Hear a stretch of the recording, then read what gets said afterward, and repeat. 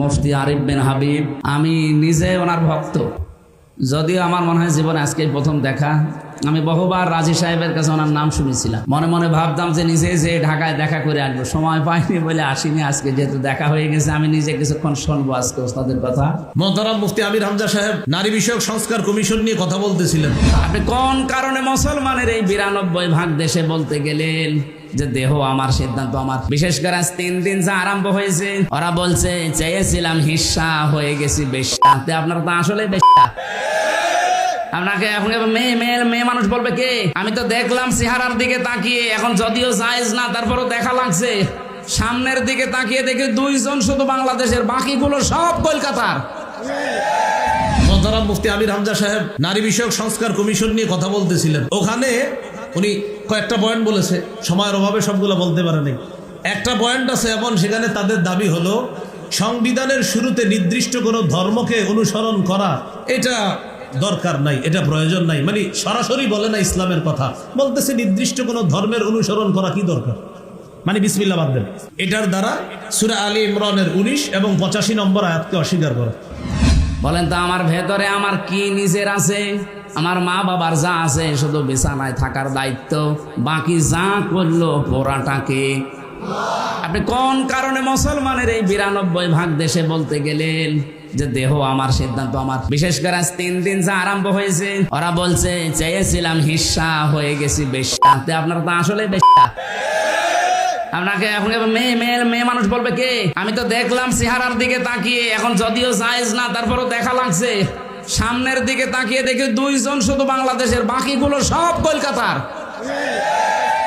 আমার এই ছোট্ট বয়সে আমি বেশিরভাগ কাটিয়েছি কলকাতার আসামে, কারণ এই দেশে আল্লাহর ওলিরা আমারে ঢুকতে দিত না। এই জন্য আমার ওই 2 প্রদেশ সম্পর্কে খুব ভালো জানা আছে যে ওখানে কে কি করে। আপনি দেখেন মিছিলের সামনে শুধু 2টা বাংলাদেশের মেয়ে, বাকি সবগুলো কলকাতা থেকে ধার করে নিয়ে আসা। এরা ওদের ওইটা চাপিয়ে দেওয়ার জন্য একটা সূক্ষ্ম ষড়যন্ত্র চালাচ্ছে। নিজেদের যেমন সব উলট পালট, আমাদের মেয়েদেরকে ওরা এরকম কিছু করতে চায়। সম্মানিতা মা বোন যারা এদেশে আছেন, ওরা যেভাবে লেগেছে, আমার মনে হয় মুসলিম মহিলা যারা, তারা ওদের বিরুদ্ধে অবস্থান নেওয়া দরকার। যে আমার দেহ আমার সিদ্ধান্ত, মানে দেহ আমার না, সিদ্ধান্ত আমার না। আলাহুল খালকু ওয়াল আমরু, দেহ আল্লাহর, সিদ্ধান্ত কার?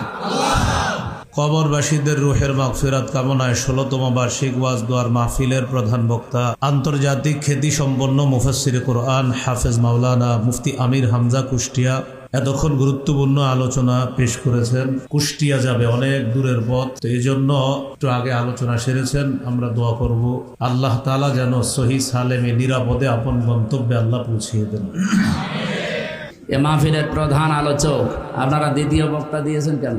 আমার সাথে যদি কোনো আলেম থাকে আমার নাম নিচে দেবেন। বাংলাদেশের প্রখ্যাত আলেমে দ্বীন, ইসলামিক চিন্তাবিদ, শিক্ষাবিদ, শাইখুল হাদিস, কুমিল্লার কৃতি সন্তান মুফতি আরিফ বিন হাবিব, আতালাল্লাহু উমরাহু ওয়া বারাকাল্লাহু ফি হায়াতি, বলেন আমিন। মঞ্চে বসা অত্র এলাকার সর্বজন শ্রদ্ধাভাজন ব্যক্তিবর্গ, বিশেষ করে আমন্ত্রিত ওলামা হযরত যারা এসেছেন, হাফেজ মাওলানা মুআজ, জনাব মাওলানা মোহাম্মদ আব্দুল নূর, মাওলানা মোস্তফা কামাল, হাফেজ মাওলানা মাইনুদ্দিন, মাওলানা ইমরান ভৈয়া, মাওলানা আনোয়ার হোসেন রায়পুরি, ওয়ারফা'না লাকা যিকরাক, দুনিয়া এবং আখেরাতে এদের মর্যাদা সম্মান কামনা করছে, আল্লাহ যেন বাড়িয়ে দেন।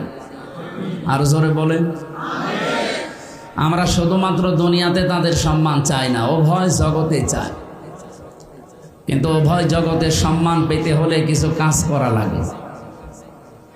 আল্লাহ পাক বলে